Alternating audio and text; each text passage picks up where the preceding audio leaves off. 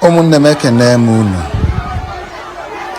Ife unu na-afụ bụ ndị Adoration Ministry Enugu Nigeria. Amen. Iwe dịfa n'obi, fa na-ewe iwe. Kedu ife kpatara nya bụ iwe ha na-ewe? Fa sị na obi adọrọfa mma n'iwu enyelu Reverend Fr Ejike Mbaka na ọ ga-ejegodu mebegodo ekpele, na ọ ga-apụgodu out of adoration je mebegodo ekpere enyere ya. Nọ mgbe o ji wee mesizi ekpere, o wee nachietekwazi ya na adoration ka ọ nọ nya bụ ekpere na-eweta Reverend Fr asị na Reverend Fr afọ ga-eli places ya na Adoration Ministry. The adorers wee jụ kpu sị mba na ọ bụrụ eziokwu, na ọ bụla eziokwu. Onya bụ we say no, we say no, we say no, we say na ị na-anụ ka ha na-ashant sị mba na Fr Mbaka ka fa chọrọ, na ọ bụ na ọ bụrụ Fr Mbaka si akpọtakwa na alụfa onye ọzọ. Unu n'anya unu afụ na Fr Mbaka elego a huge impact na ndụ ndị mmadụ. Enwe ndị ọ na-azụ n'akwụkwọ, enwe ndị ọ bụ nọọ nyanwa bụ Fr Mbaka na-enyefa nri. Ndị a niile, some of them bụ ife julu ebe a efu wee na-ashanti maka sọsọ nke 3 months anọgolo anọ. Enwe many people sef na dị enwetezi ka ha si enwetebu. Ọ ha luo Fada nso bụ na ha na-enweta ihe. Ọ dị ka chi ịnapụfa ebe ha si eri nri, fa wee na-eti mkpu si we say no, we say no. Na Fr Mbaka ga-anachietekwa azụ na adoration. Onya bụ mkpu a ha na-eti. And ife gbaju dolu. They are not happy. They are not happy.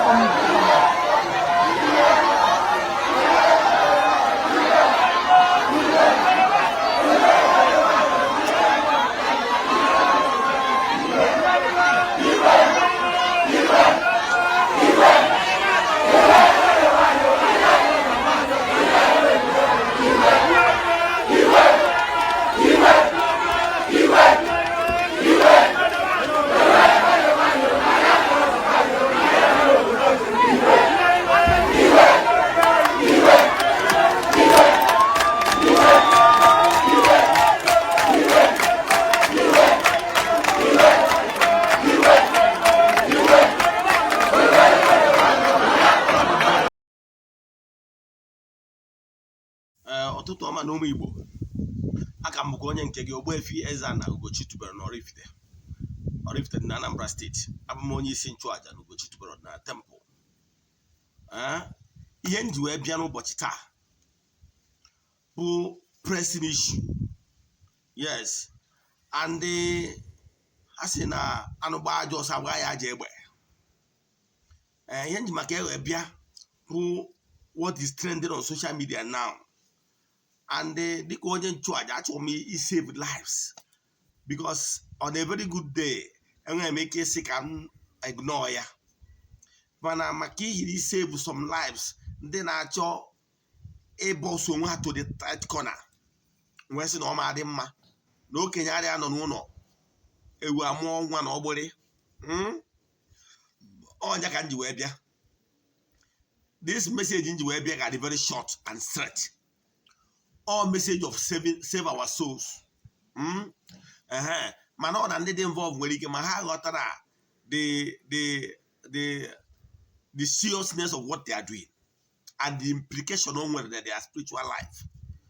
Maradiko onye deep understanding of how things work. I just want to address them.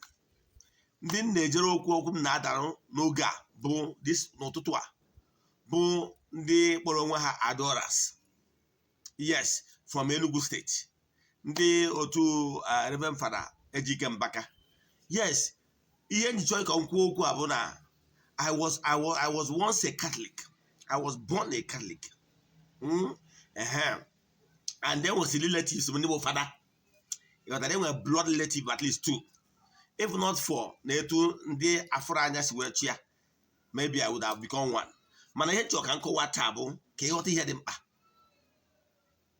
I say Dominus Vobiscum, all Latin words, but the simple means on your wine on your own. Now, here to the Kawabo, from video, ne trend on social media, where you can don the Maracanante. Especially the adorers, the Catholics. And we're more deep understanding of how things work even in Roman Church. Let me tell you what you don't know. You watch that video. My concern in that video, in that video, if not that video, only they say that video, see from the balcony where Ejike Mbaka was standing. Yes. He see a Roman Catholic priest. I still have respect for him. Yes. Only said that video. You see, the person was snapping the video, the whole event from his balcony. Meaning that he knows he permitted that. And what is the essence of allowing such video to trend? It means that the video, he has a hand in it, and he intentionally allow such video to trend on social media because there is no point videoing it. Yes, and for the purpose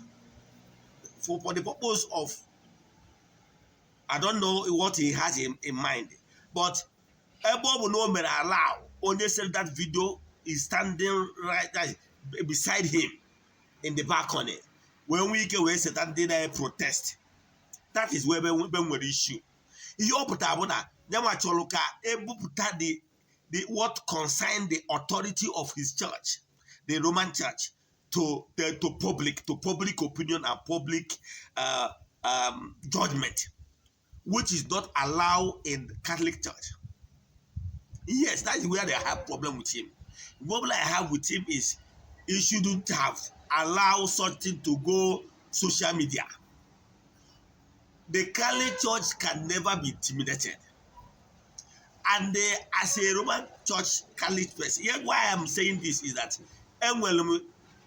deep understanding about how the church works. Now, I go in Vatican I, go canon law, go this in Vatican I, Vatican II canon, and having all the documents of the church when I was in Roman Church. But let me tell you, as a Catholic, you are binded to remain submissive to the authority of your hierarchy, your bishop. That is why here the church are going how to save lives of those other adorers that doesn't know where they are pushing them. That is why if you go where they are doing ordination, you will find that a time will come when all the deacons will lie flat in the altar, in the pulpit before their bishop, showing total obedience to the authority of the bishop of the diocese, because he's the assistant priest. You understand me?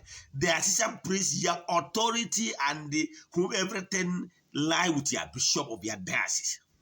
So is audio through ma or through audio through ma or tupu.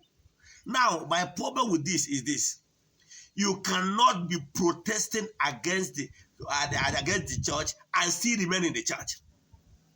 What he's trying to do is to bring the image of the authority of the Enugu diocese, to throw it to the dogs, to the public opinion, public judgment, which is not necessary. He is sworn to be loyal to the authority of the bishop. So for that reason, he's supposed not to bring out, even if not take no when he bishop, he cannot throw it to the public judgment. It's a very insult. It's insubordination to the authority of the bishop and diocese. Obo nasia now nya face panel gafu maka ehe basalo episcopal or anything basal priesthood to pass through the dogmatic channel or yada. By this singular act is enough to double his whatever sanction they want to give to him. It's never done. It's not allowed in the Catholic Church. Catholic Church is a church that has that is foundation. It's either you believe in it or you live. Yes, I was born a Catholic, and all my relatives, both mother and father side, we are Catholics. But for me, at a stage, I decided not to be binding with those dogma, doctrines, and the anathemas that follows it. Let me tell you, as a Catholic, you are not supposed to protest against the church. If not, you will be under anathema. You will be under curse. The church curse, yes. Curse have doctrine and the anathemas there. If you protest against the church, you will be cursed. They have dogmas and anathema. Now, you have choice. As long as you remain a child of the Roman Church, you are binding with the authority and dogmas of the church to remain obedient. So you have choice. It's either you remain a Catholic and be totally submissive to the authorities of the church, or you leave.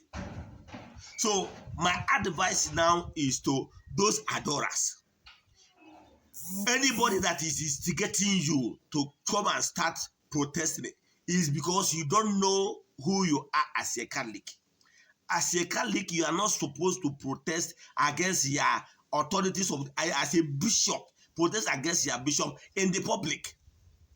Now, if you want to do in this manner, it then means that you have choice than to leave the church in total. If not, remaining in the church and be protesting in this manner. There is a way the church permitted you to submit your petition through the office of your bishop.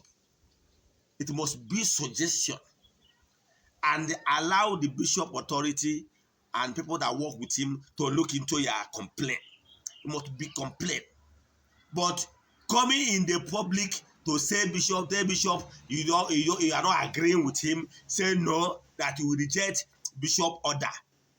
Believe in me, if you are going this way, you are putting yourself in the tight corner. By so you have choice.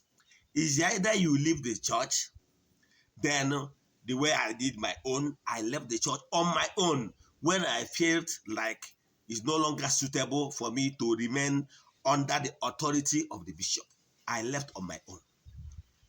As a laity, you can still decide to live on your own.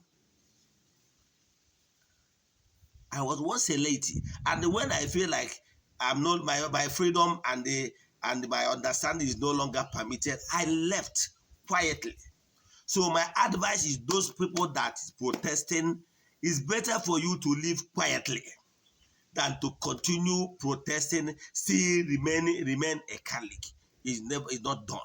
Anybody that is encouraging you to join in protest against your bishop, the person is not doing you any good because of the cost that follows it. Or else you detach yourself from that religion, as in church.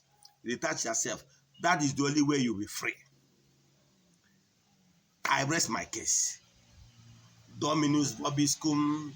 Yes, that Dominus vobiscum is not just a Latin word. Or onye nwanyị gosi unu, onye nwanyị nọnyere unu. So ọ bụrụ ihe and onye nwanyị eme na onye nwanyị Chineke kere eluigwe ana. Ịghọtara ya? Daalụnụ. Agwara m unu na etu ozi a si wepụta na-aga viral ka anyị si, let me advise people that by this particular act they are entangling themselves the more unknowingly. Thank you.